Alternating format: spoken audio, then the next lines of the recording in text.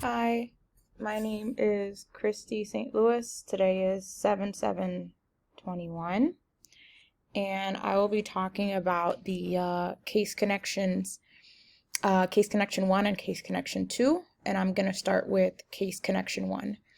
In case connection 1, we have a newborn girl who appeared normal at birth, but then within 24 hours she developed lethargy, hypothermia, and also apnea. And the attending physician did a panel of labs and noticed that her ammonia level was elevated and rapidly rose from 314 to 600.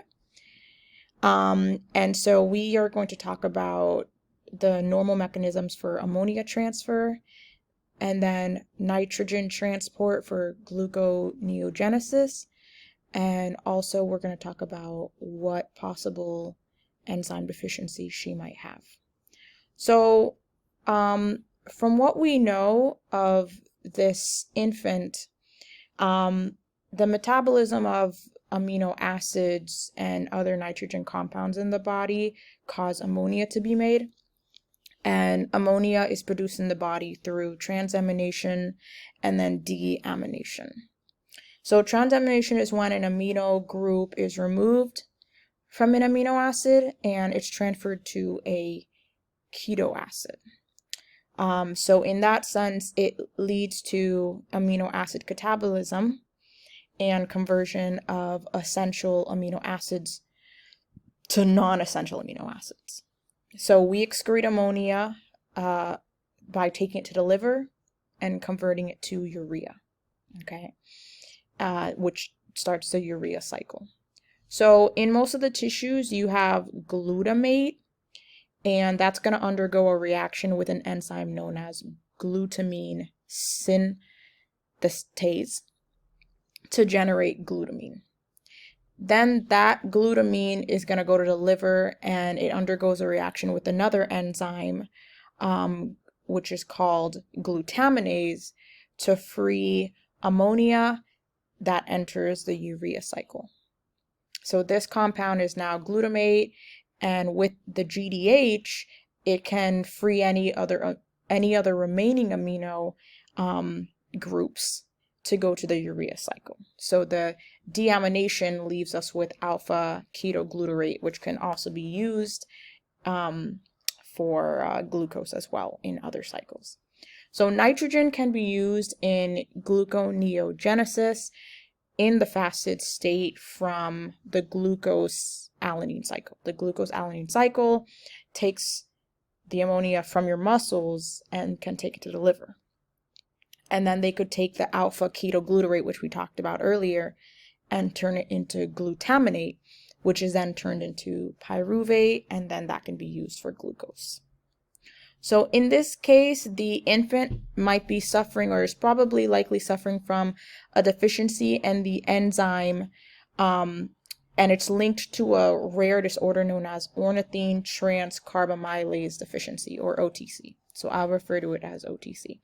And OTC is a rare X-linked genetic disorder due to a lack of the enzyme ornithine transcarbamylase. Okay.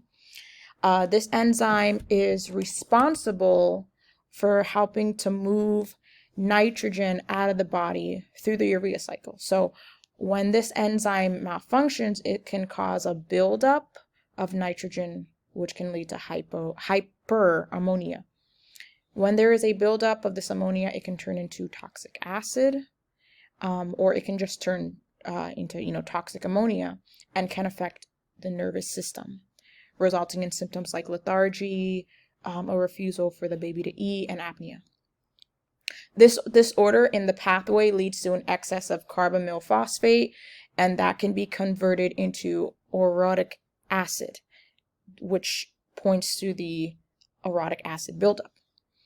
So the urine is trying to excrete some of that excess orotic acid, and sometimes that orotic acid can also lead to orotic aciduria, which can cause even more symptoms of having like crystal in the urine, and also hematuria, which is blood in the urine, and nervous system delays.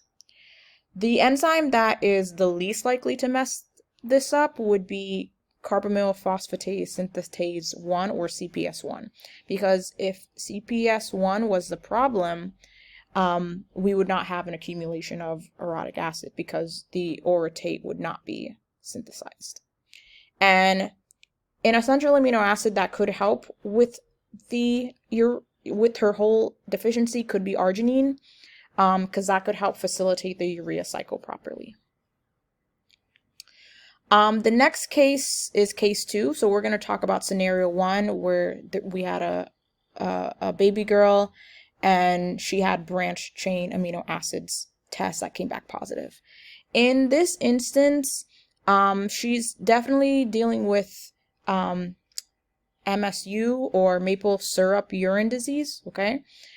Because that is when you are deficient in the branched chain 2 keto acid hydrogenase, and that leads to your buildup of leucine, isoleucine, and valine, or just BCAAs.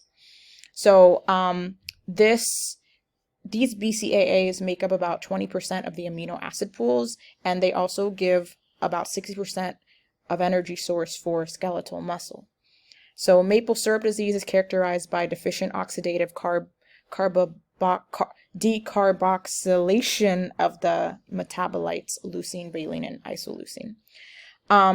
So the essential amino acids that might be needed are like any of them besides the BCAAs. Also, the doctor could give her glucose to help with some of the symptoms of maple syrup urine disease, like the lethargy that she's dealing with.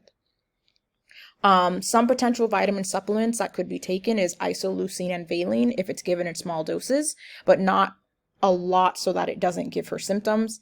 And also, somebody with this disease will need to have a specialized diet that is low in protein.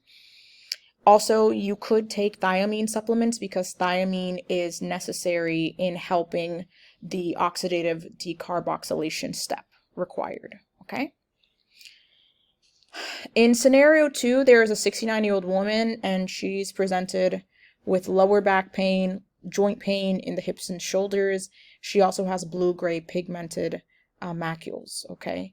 And issues with her sclera, okay? For this, she probably has a deficiency in the enzyme homogentisate 1,2-deoxygenase, and that's seen in a disorder known as alkaptonuria, or AKU. So the lack of that enzyme means that the body can't properly break down hemogentisic acid, and this disease results in that blue-gray pigmentation of her cartilage, or some of the connective tissue in her body. It can also discolor your sclera, some skin, parts of your skin, and parts of your hands, and can lead to arthropathy and cardiac valve disease. I don't really think there are any amino acids that become essential due to the deficiency, but there are researchers that say that vitamin C supplements could be helpful to break down the hemogentisic acid, and you'll need to have a dietary restriction of tyrosine and phenylalanine because that would help lower tyrosinemia, and that's part of the treatment of treating alkaptonuria. And then for scenario 3, we had a 4-day-old infant, and she seemed normal after normal vaginal delivery, but she had a very high phenylalanine levels. In this case, the symptoms of the infant point to a rare disease referred to as phenylketonuria, or PKU. And this is a metabolic disorder caused by a deficiency in the enzyme phenylalanine hydroxylase, or PAH. And that's responsible for processing, phenylalanine, and this enzyme converts that to tyrosine. So the basic defect is that there is a loss in the activity of the hepatic enzyme phenylalanine hydroxylase. So this is a rare disease that can lead to an accumulation of phenylalanine, and that can be toxic for your brain if it's left untreated. And because phenylalanine is an essential amino acid, the parent of the infant must make sure that the child has a restricted diet. Like they can't have food that contains phenylalanine, okay? But that's actually very difficult because most foods with natural proteins contain this amino acid. So sometimes they have to prescribe special foods to be given that are phenylalanine free. They must also take amino acid supplements to ensure that they're getting all the nutrients they need for normal growth, because there can be neurological disorders if the amount of phenylalanine continues to rise. It can also even lead to brain defects and the lowering of IQ. So that was my presentation. Thank you.